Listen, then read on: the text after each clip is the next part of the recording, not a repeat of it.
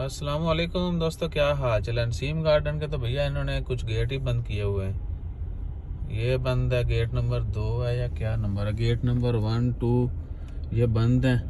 ना इधर कोई रहनुमाई के लिए है, ना टिकटिंग के लिए है, कोई सीन नहीं है। और किसी को पता ही नहीं है। ये सामने देख लें, तो टिकट बूथ में भी नहीं है, पिछले गेट पे भी ये बड़ा है उससे, यहाँ पर भी कुछ नहीं है। और लोग जो है यहाँ से घूम घूम के वापस जा रहे हैं।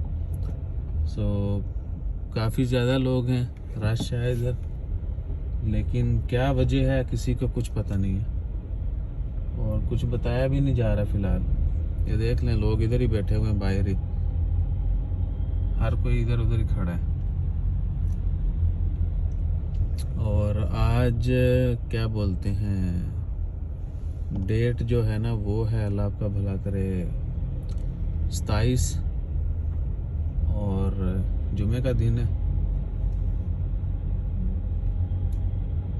छोटी जी दरवाजे भी खाने, ये भी बंद है।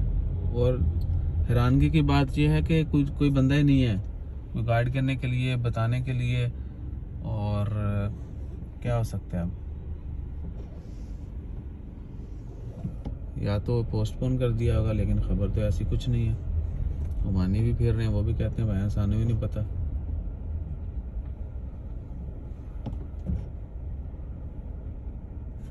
देख लेंगे, ये गेट है वो सामने खाली, कोई शय को नहीं। जो फायदा माशा मिलना।